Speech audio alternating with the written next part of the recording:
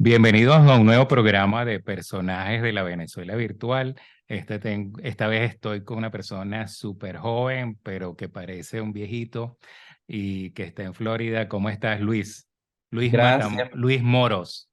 Luis Moros, así mismo. Bien, encantadísimo de estar aquí en este espacio y gracias por invitarme. Bueno, te dije viejito, pero obviamente eso es tu marca, pues me gusta mucho cómo te quedan esos lentes. No sé cómo vas a hacer más adelante cuando cambies de modelo, pero los lentes, el saco, todo eso te da ese carácter así de que pues estamos hablando entre personas de serias o algo así, podría decir uno, ¿no? Gracias. No, mira, los lentes siempre han sido así. Han habido varios colores. Los colores van cambiando, depende de la etapa que vaya viviendo. Tuve unos que eran azules, estos son como verdes oscuros, siempre con colores intensos, pero la forma siempre es así como estilo Harry Potter. Sí. Y es siempre con un traje, porque eso es lo que me identifica. Siento que aparte de que luce bien, es como un indicio de protección, ¿no? O sea, siento que me siento un poco más seguro cuando lo tengo puesto. Y, y sí, tengo alma vieja, y yo a veces me pregunto, Jorge, si en realidad yo tengo 20 años, porque a veces yo pienso que no, que tengo un poquito más. Bueno, sabes que eso en algún momento se equipara. Yo pienso que en mi caso particular yo tuve alma vieja en algún momento, pero ahorita si me ves tengo alma joven con respecto a otros. O sea, como que eso, por supuesto, cuando yo tenía 14 años, cuando tenía 18 años, 20 años con respecto al resto de los que eran de la misma edad, pues tenía un alma vieja porque siempre tenía el carácter este un poco nerd, y entonces había gente que hasta me pedían perdón, jóvenes, cuando decían una grosería, ¿te puedes imaginar? No te creo. A mí me pasa que em, mis amigos a veces les da miedo contarme las cosas malas que hacen, porque saben que yo siempre soy como el justiciero, entonces voy a estar allí para decirles, mira, eso no se hace así. Entonces a veces cuando hay algo malo, ellos deciden no contarme. Pero sí, siempre me crié así, no solamente el porte, o sea, el físico, sino el carácter también ha sido de un alma vieja, pero eso también me sucede por haberme criado siempre con mujeres y con personas que son mucho mayor que yo. Incluso mis amigos son mucho mayor que yo. Pues, mi pareja actualmente es mayor que yo. Entonces, em, sí, yo creo que rodearme de gente que tenga un poquito más de sabiduría, porque uno puede conocer de muchos temas, pero la experiencia te lo da la edad también. Y yo creo que me encanta rodearme de eso, de gente con la experiencia. Mira, y bueno, tuviste hermanos, porque también eso a lo mejor influye, ¿no? Tenías hermanos que te empujaran hacia abajo. Sí, soy hijo único, pues, en el matrimonio, pero por parte de papá tengo una hermana que pues me ayudó a consentirla también, pero también a compartir con ella, pues, mis metas y compartirnos eso que se comparten los hermanos, ¿no? Y poder, pues, armar esa relación bonita. Ella está en Venezuela, yo estoy aquí en Estados Unidos, pero mantenemos todavía comunicación. Y es bonito siempre mantener esa relación, porque esos secretos, aunque sean básicos o de hermanos, siempre son bonitos cultivarlos y esa energía. Bueno, uno ve en los hermanos también cuestiones de los padres. Por ejemplo, yo cuando me visitan mis hermanos, la otra vez vino un hermano y entonces agarró un periódico y lo estaba hojeando, y solamente hojearlo, el periódico, dije, Dios mío, estoy viendo a mi padre aquí sentado haciendo el mismo movimiento, no sé, las proporciones quizás Las también de los facciones, brazos. sí. A mí Sí. me pasa que hace como 2 días yo dije un comentario y me eché a reír y mi mamá me dijo, Luis, o sea, hiciste esa acción, reírte y comentar algo y eres idéntico a tu papá. O sea, vi a tu papá. Entonces sí me pasa mucho a menudo porque mi papá nunca lo he mostrado en cámara, pero somos la copia. Y como nos comportamos, idénticos. Ujú. Bueno, lo que se hereda no se hurta. Mira, bueno, me parece fabuloso esta incursión de la gente joven en los espacios que normalmente no hay gente joven. Y bueno, te cuento que, por ejemplo, aquí en Austria la gente ya puede votar a los 16 años, Y eso me parece que si ya tú puedes votar a los 16 años, pues tienes también que tener la posibilidad de expresarte políticamente, legalmente, de tener la capacidad de vetar cosas, o sea, que tienes no solamente que ser usado como un voto posible para ganar una contienda, sino que también tienes que ser escuchado. Y para eso, pues tiene que nada mejor que existan personas de ese nivel de edad para que puedan también expresar sus necesidades que son particulares también. Hay cuestiones que son generales para todos los ciudadanos, pero cada grupo humano cada generación tiene necesidades particulares, pienso yo. Yo creo que es importantísimo eso que dices porque los jóvenes son el protagonista de cualquier elección. O sea, si tú vas y chequeas las elecciones en países tanto latinoamericanos, europeos, el candidato político va hacia los jóvenes porque son ellos los que en realidad pueden cambiar cualquier elección, solo depende de su participación. Entonces es por eso que es tan importante que a corta edad generemos raíces de opinión para pues influenciar también a otros jóvenes a que no sean apolíticos y que formen parte de la política, porque la política, si no la aprendemos y la estudiamos y la practicamos, nos consume. Yo creo que es importantísimo que hayan jóvenes como yo y como tantos otros que generen esa raíz de opinión en jóvenes también, para que los jóvenes se puedan sentir inspirados y decir, mira, si Luis lo hizo y empezó a los 16 años en política, porque yo no puedo hacer lo mismo. Y yo creo que eso es parte de la razón por la que hago lo que hago día a día, no tanto para impresionar a los que ya tienen 20 años en política, porque ya ellos tienen su trayectoria, pero para abrirle paso a aquellos que no han tenido esta oportunidad y decirles que si yo lo pude hacer y lo hago constantemente, lo que nos divide es tirarse y hacer el cambio. Sí, bueno, según lo que pude más o menos percibir de las elecciones estas de midterm, ya se está sintiendo un poco la influencia de las nuevas generaciones en la forma de elegir, pues, o sea, es una nueva información que está entrando para los que manejen digamos, en el futuro las próximas elecciones, de que ya está viniendo un cambio generacional desde el punto de vista de los votantes, ¿no?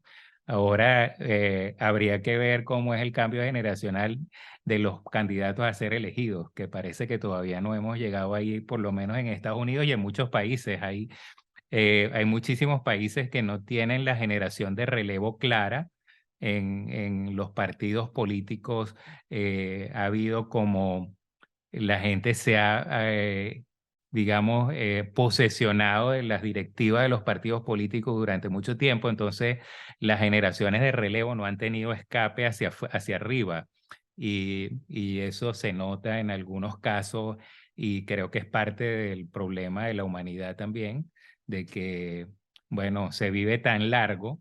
Anteriormente las personas, pues a los 60 muchísimos ya empezaban a despedirse a los 65. Hoy en día puedes vivir hasta los 100 años. Entonces, imagínate que tú tengas que esperar para llegar al trono tanto tiempo. O sea, siendo que estás en la capacidad laboral y estás pagando impuestos y todas estas cosas, ¿no? Sí, totalmente. Y una de las cosas que hablo en mi libro, que sale en febrero de este próximo año, que se llama Imprescindible, habla sobre la diferencia entre el poder y la fuerza. Y la razón por la cual no tenemos, la fuerza es lo que es el poder que nos damos individualmente. Y el poder es el poder colectivo. O sea, no hay sociedad que sobreviva sin que le otorguemos poder a alguien o a algo, a una entidad. En este caso, la política. Y la razón por la cual no vemos jóvenes o generaciones de relevo formando parte de el ambiente político en Estados Unidos es porque nosotros como votantes o como la sociedad no le hemos amplificado esa voz a los jóvenes y nos quedamos todavía con los políticos tradicionales. Pero yo creo que es importantísimo, por ejemplo, resaltar aquí en Florida, en la ciudad de Miami, se eligió al primer congresista generación Z. Tiene 25 años y va a ser el congresista más joven en la historia de los Estados Unidos y estará representando la voz de los jóvenes en el Congreso. Yo creo que temas como inmigración, aborto, matrimonio igualitario, son problemas que pues le importan muchísimo a los jóvenes y que debemos tener una representación joven que abogue por esos problemas. Y es importante pues resaltar que aunque sea un joven, ya va a estar en el Congreso en esta próxima sesión. Pero la idea está en eso, en que nosotros como votantes o ciudadanos o gente que está envuelta en el medio o en la sociedad, le empiece a dar voz a los jóvenes, así como nosotros fuimos los que le dimos voz a estos señores que ya llevan 20 30 años en un escaño político o en el poder. Sí, bueno, por lo menos debería haber una proporción de todas digamos, cámaras de senadores y diputados, todo de representantes del pueblo, deberían representar al pueblo en cierta forma, por lo menos tener la capacidad de escucharlo y entenderlo. Y para eso hay los gaps, las brechas generacionales que a veces te hacen los oídos te los cierran y no entiendes qué está diciendo las generaciones nuevas, porque no, ya perdiste el chance de entender. Y entonces yo sí creo que es necesario que las minorías estén representadas, que los distintos estratos de la sociedad estén representados, económicos y además en edades, ¿no? O sea, que se pueda decir que eso es como el espejo de la sociedad, ¿no? Es que en realidad ese es el propósito del poder legislativo, que sea el espejo de lo que nosotros somos como sociedad. Lamentablemente no lo hemos visto no solo en Estados Unidos, sino en muchos países donde ese espejo no existe y también es el por qué vemos que propuestas de leyes pues no tenemos una reforma migratoria, por ejemplo, en 40 años. Y una de las razones que por la cual esto ha sucedido, esta inactividad migratoria, ha sido por no tener un espejismo de lo que representa este país. Este país está construido por migrantes y eso no lo digo, eso no es una raíz de opinión, eso es un hecho. Eh, y yo creo que el Congreso que viene va a ser prometedor porque va a ser, este Congreso va a ser la sesión que va a tener mayor cantidad de latinos en lo que va de la historia del país. Entonces, sí creo que son tiempos donde han cambiado las cosas y esperemos que sea para bien. Bueno, lamentablemente pienso yo a veces los latinos, no solamente en Estados Unidos, los que están ya establecidos, migrados, y no solamente los latinos, digamos, el extranjero en general se vuelve radical con respecto a los que no están ya estabilizados en los países. O sea, los ven como un peligro, los ven como hay gente, por ejemplo, aquí en Austria que pueden llegar a votar incluso por la extrema derecha siendo extranjeros, cosas así, ¿no? Entonces, no sé, el ser humano es un poco ilógico a veces en el sentimiento de resguardar lo ganado, que temen que vengan otros y le dañen lo que han ganado indirectamente al llegar a un país estable. eh, Piensan que al, digamos, llegar olas de migrantes, la estabilidad se va a acabar o algo así. No sé qué es lo que piensan, pero eso es lo que también he podido observar, ¿no? Yo creo que es falta de lógica y exceso de sentimientos. Y la política no se hace con sentimientos. En la política no hay sentimientos. En la política tiene que sobrar la lógica, lo justo y lo legal.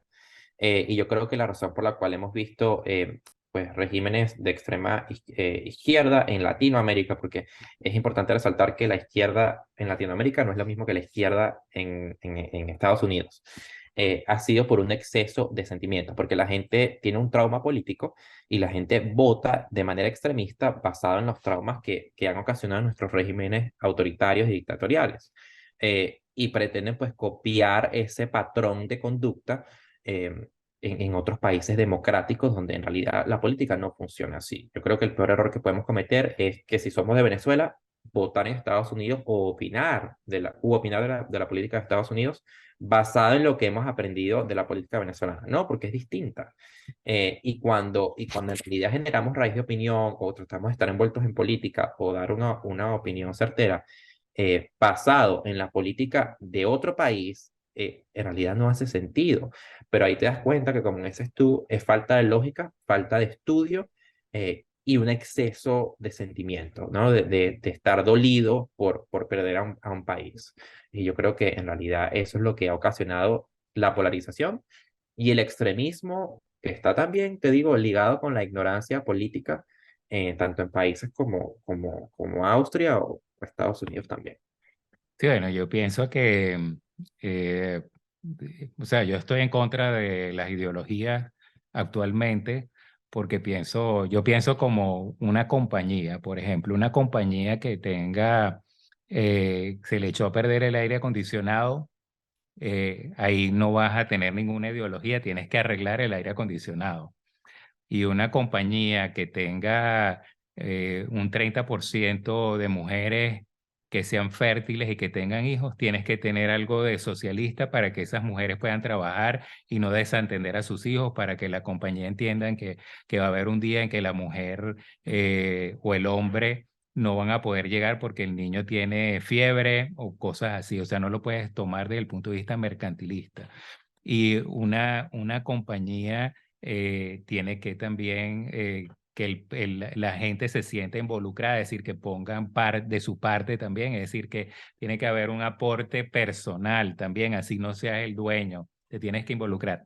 Eso no lo puedes hacer con ideologías, eso lo tienes que hacer con que tú tengas afinidad, empatía con tu vida y con el país donde estás. Entonces, bueno, pues supongamos que el país es como una compañía y tú tienes unos sectores del país que es que tener la mano, digamos, capitalista, en otro sector tienes que tener la mano socialista, en otro sector tienes que meter a la gente y que aporten ellos mismos y así. Entonces esas doctrinas, eso para mí es pasé y que las personas basen su actuación en base a una forma de pensar que no es la solución integral.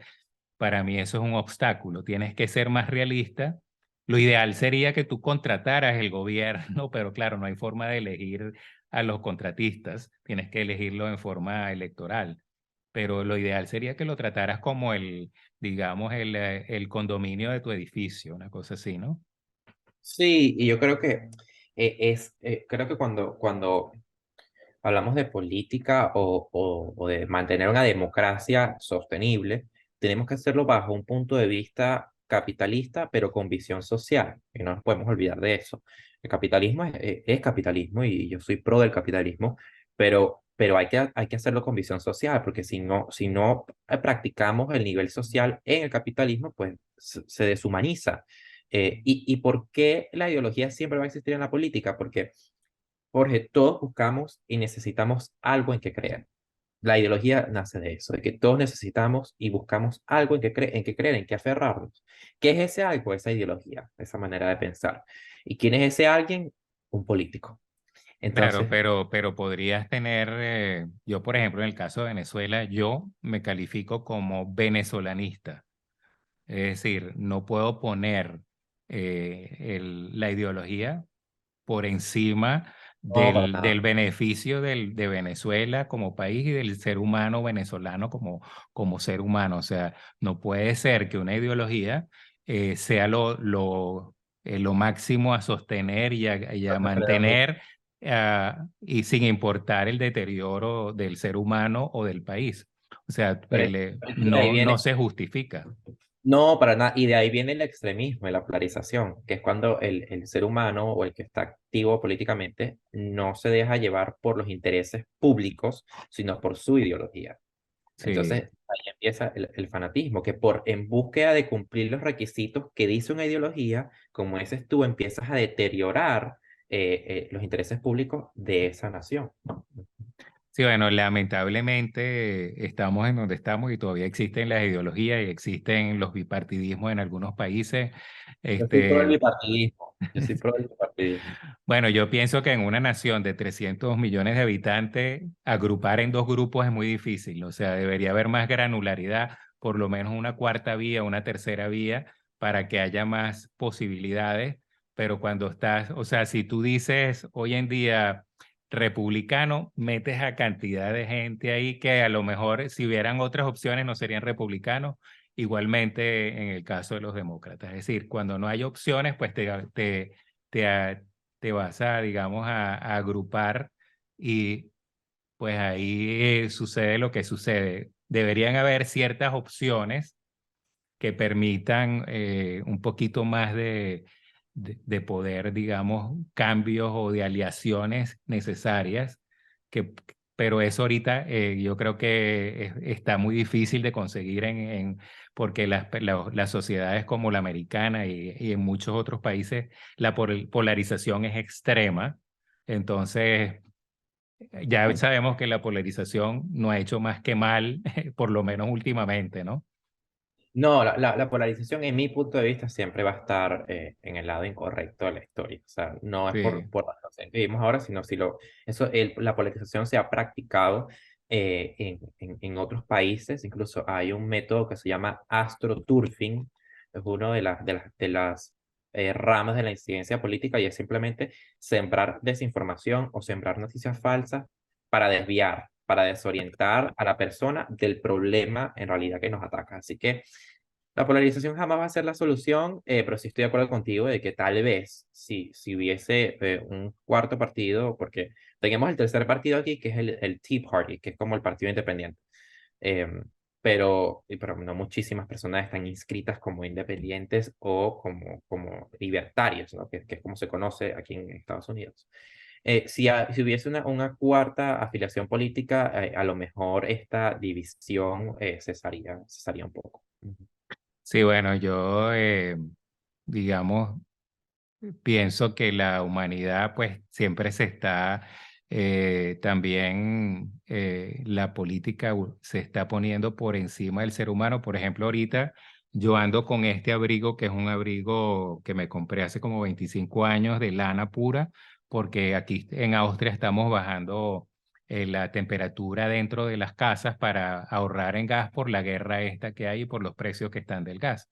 Entonces, tú te pones a ver, estás en Austria y estás siendo afectado por ahora la polarización del mundo en una nueva guerra fría y el ser humano queda en la mitad sin tener nada que ver. Por ejemplo, yo nunca he ido a Rusia, a Estados Unidos sí he ido, pero estoy siendo víctima de un nuevo conflicto entre las potencias, digamos, que hay actualmente y como ser humano, lo que tengo que hacer es bajarme de la mula, pagar el gas y ponerme mi saco en la casa y estar a 18 grados en mi casa, pudiendo estar un poco más cómodo. Y no se diga la inflación, etcétera, etcétera. ¿Qué, qué tengo yo que ver con estas economías que están a unos 10.000 kilómetros de distancia de donde yo estoy sentado?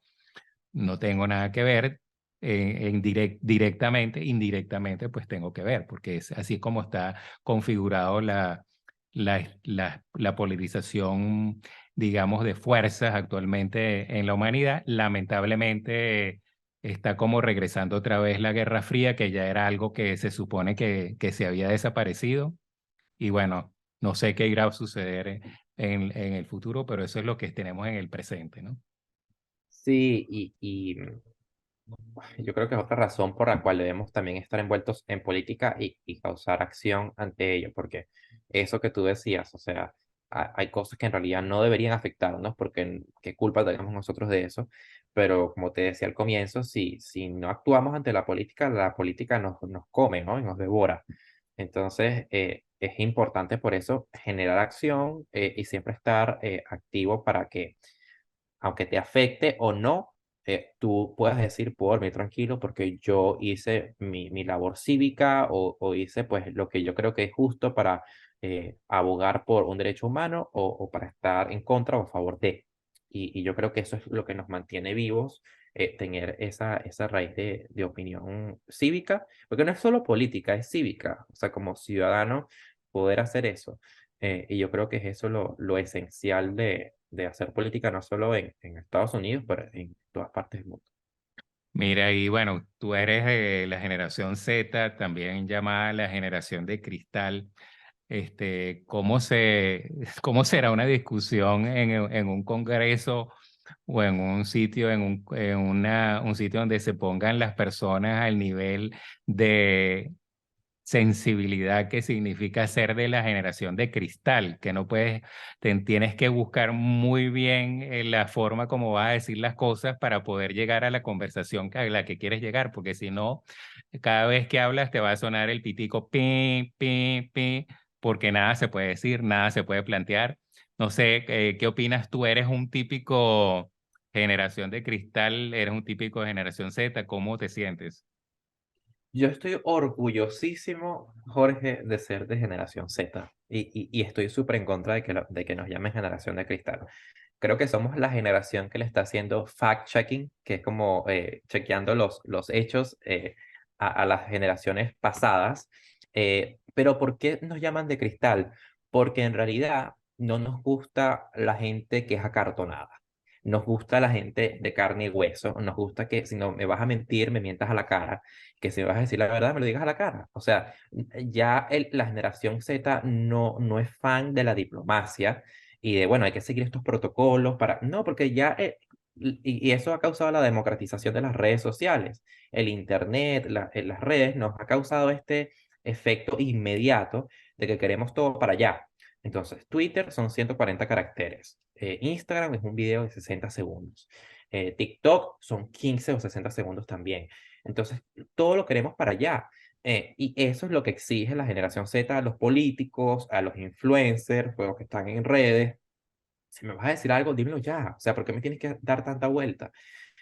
Y por eso vemos a políticos que quieren, que son americanos y quieren hablar con jóvenes en español, aprenden español para comunicarse con jóvenes, hacen señas así, que es como que sexo, alcohol y droga, porque eso es lo que ellos piensan que la generación Z es, y no es así, porque yo no ando en eso.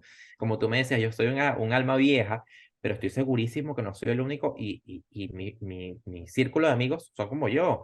Entonces, generalizar de que somos de cristal no soy fan de eso, pero sí creo que somos esa generación de que le está diciendo a las otras, mira, estos estereotipos en los que hemos estado viviendo no funcionan, quiero todo directo, claro, conciso y contundente.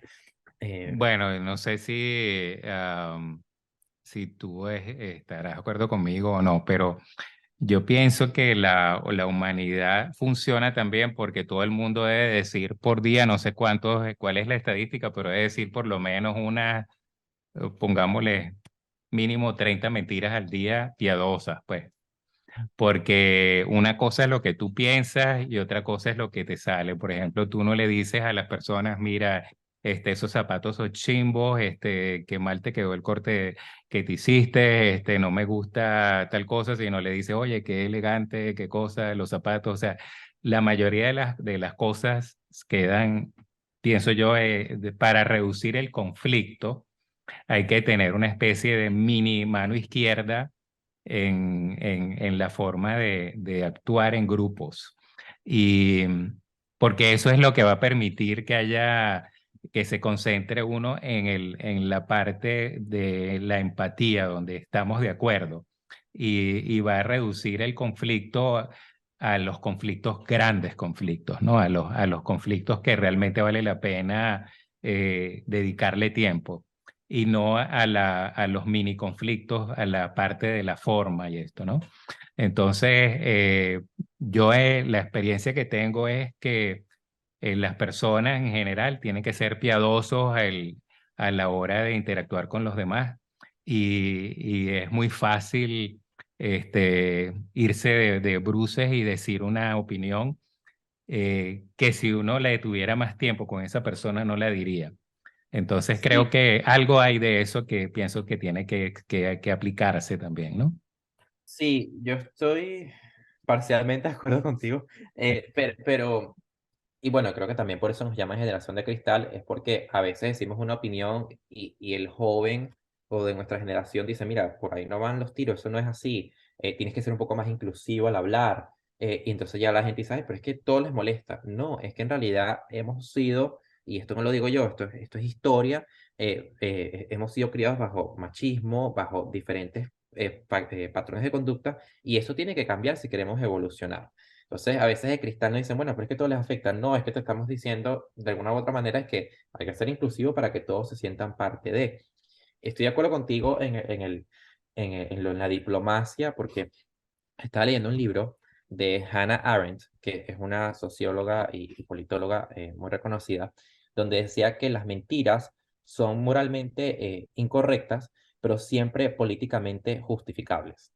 Entonces, en la política siempre va a haber una justificación para que la mentira cale ante los hechos o ante una opinión. Yo creo que es importantísimo que nuestra comunidad, nuestra generación, empiece a atacar también los problemas micro, porque todos los problemas pequeños, los conflictos pequeños, es por eso que llegan a conflictos grandes, ¿no? Todo lo micro se convierte en macro, si no lo atacamos primero. Entonces, sí creo que la diplomacia tiene que seguir, pero a veces cuando usamos la diplomacia para obviar los hechos, aunque ya sabemos la consecuencia que va a ser negativa, creo que no es saludable para ningún tipo de organismo político. Eh, Así que por eso estoy Estamos de acuerdo en eso. Este, sin embargo, vas preso, ¿no? El, no, bueno, yo siempre me recuerdo no sé si tú has escuchado o has leído La insoportable levedad del ser de Milán Kundera, en el No, cual hay un episodio en el cual las personas están hablando en un cuarto y eso se transmite a través de una radio hacia afuera. ok, Entonces, lo que mucha gente, lo que se habla entre dos personas en familia, es para cuatro ojos, para dos ojos, para tres ojos, no es para el público. Entonces, cuando realmente uno se entera de lo que los demás piensan sobre las cosas, a veces se convierte en un shock, en un obstáculo y se rompe la comunicación. Entonces, bueno, que pienso que hay algo que de todo hay que sacar un poquito. Yo, por ejemplo, pertenezco a los boomers, a los baby boomers, y como ves, soy totalmente normal. Es una de las cosas que uno esperaría es que los baby boomers anduvieran con chancletas por ahí y que hubieran sido menos machistas y que hubieran limpiado más la casa, pero son fases. Es decir, los baby boomers empezaron por limpiar y eran menos machistas y andaban con los flip-flops, pero después, cuando llegan a la edad que uno está, en 60 y pico y tal, ya te conviertes otra vez en un viejito de la otra generación o algo así, ¿no? O sea, las generaciones a lo mejor son temporalmente exactas un tiempo y luego vienen los ciclos de vida, modifican un poco cómo la generación se desarrolla a posteriori, ¿no? Pongámoslo así. totalmente, estoy de acuerdo contigo. Así que bueno, vamos a ver cómo eres tú dentro de 30 años. Mira, bueno, Ah, todos los que pasan por aquí, yo les pido que nos dejen una definición de la felicidad. Ya he entrevistado más de 230 personas y ya las definiciones, algunas se parecen, otras no, pero siempre uno se sorprende de algunas definiciones de felicidad. Bueno, te pido que nos digas tu definición de felicidad y nos dejes un eslogan para terminar. a ver, porque la felicidad es subjetiva y en mi libro yo digo que todo es subjetivo, todo es neutral, la belleza es neutral, todo es neutral, todo depende de la interpretación que le demos. Yo creo que en mi caso, bajo mi interpretación, la felicidad es como la champaña. O sea, cuando tú la sirves, está ahí burbujeando, está a tope, pero va a haber un momento en que va a bajar. Y cuando uno baja, también uno tiene que sentirse en paz cuando uno está por debajo. Yo he vivido los momentos más felices de mi vida, no por reconocimiento público, sino por reconocimiento personal. Yo creo que la felicidad tiene que venir desde dentro, disfrutarla cuando está, pero también disfrutarla cuando no, porque ser feliz toda la vida tampoco es posible. Incluso es diagnosticada una enfermedad si estamos felices todos los días a toda hora. Necesitamos otros mecanismos emocionales como la tristeza, la melancolía, es necesario. Incluso es hasta inspirador. Bueno, Adele es un ejemplo de eso, que hizo un álbum entero de sus rupturas emocionales. Entonces, yo creo que la felicidad es disfrutarlo mientras esté. Y que venga desde adentro y no desde fuera, ¿no? No por razones externas, sino por razones internas. Eso es lo que yo pienso. Y un Y eslogan, ¿verdad? si un eslogan así, lo que tú te dices, no sé, cuando te levantas o cuando vas a la calle o qué te hace qué te motiva? Me motiva siempre decir que para lograr el éxito tenemos que ser el mejor, el primero o el único. Ese es el éxito. No, no se trata de solo ser el mejor, porque el mejor tampoco puede que sea el único y el mejor tampoco puede que sea el primero en todo. Entonces yo creo que el éxito está en ser el mejor, el primero o el único. Y con tal que yo me levante cada día con eso en mente, de lo que sea que haga, yo quiero que esta entrevista sea única. Y estoy seguro que lo que te estoy comentando aquí alrededor de la conversación no lo vas a ver en otra que he hecho. Y espero hacerlo continuamente para que no sea repetitivo, ser el mejor en lo que hago, porque creo que lo hago con pasión. Si es los reconocimientos, eso es prueba de mi trabajo. Yo no trabajo para ganar un reconocimiento. Yo trabajo para generar un cambio y con un propósito. Si el reconocimiento viene, bien, es muestra de mi trabajo, pero yo nunca trabajo para, bueno, hasta que yo me gane un Emmy, trabajaré duro. No, yo creo que el reconocimiento es un extra y el foco principal tiene que ser hacer contenido o generar un cambio o generar un mensaje con propósito. Y yo creo que si adoptamos esa fórmula de que debemos ser el mejor, el único, el primero, vamos a vivir mucho más felices, mucho más cómodos con nosotros mismos y vamos a tener más creatividad de aquí a 40, 50, 60 años. Bueno, fabuloso, me gustan las dos definiciones. Eh, Te puedo decir que una de las cosas que le digo yo a mis hijos son nacidos mi hijo, el mayor nació en Alemania y mi hija nació aquí en Austria, pero sin embargo, digamos, somos en teoría extranjeros todavía. Entonces yo le digo siempre, recuérdese que usted tiene que ser mejor que el mejor, porque para ser equipotente, equivalente a cualquier nacional pura cepa, pongámoslo así, usted no es suficiente con que sea bueno, sino que tiene que ser mejor que el mejor y entonces siempre te van a rebajar un poquito y entonces vas a quedar más o menos igual. Entonces, claro, eso es una exageración lo que estoy diciendo. Uno puede vivir sin ser mejor que el mejor, pero en sí yo pienso que para el caso de las personas que quieren abrirse paso en una nueva cultura, sí tienen que pasar un tiempo en el que tienen que demostrar mucho y ese mucho tiene que ser un poquito más de lo que los demás muestran para que te tomen en cuenta, ¿no? Yo creo que eso Yo, lo estás haciendo muy bien tú. yo lo estoy viendo en carne propia, te iba a decir. Sí. Eh, sí, hay que a veces dar como 3 veces más de lo que puede dar una persona que nació aquí. Yo creo que pues yo no hago mi trabajo para ser el mejor, sino para hacerlo de una manera única y que la gente lo vea distinto y le llegue el mensaje. Pero yo sí creo en los juegos mentales y es lo que tú estás diciendo, es capaz no pensar en siempre ser el mejor, pero en tu mente despertarte cada día con esa mentalidad de que debemos ser el mejor para que demos valga la redundancia, lo mejor de nosotros y toda nuestra energía hacia ese proyecto o hacia esa profesión que queramos practicar. Ujú. Mira, Luis Moros, me encantó esta conversación. Realmente me parece que tienes la personalidad, se desenvolvió un poquito entre joven y viejo en la conversación. Llega un momento en que se olvida uno que estamos con una brecha de unos más de 40 años de diferencia. Eh, pero Es la idea, esa es la idea. es seamless, como quien dice, me encanta que uno pueda hablar, que uno pueda escucharse, que haya intercambio de ideas y bueno, ese es el futuro, o sea, que aprendamos a escucharnos y a tratar de buscarnos qué es lo que quiere decir esta persona, qué es lo que realmente, cuál es su mensaje. Tiene un punto de vista que a lo mejor sí tiene razón, que no es mi punto de vista y de él estoy aprendiendo. Entonces, bueno, me Y, se encantó. aprende- y espero que saques de aquí de que también se aprende de los jóvenes, de los chamos.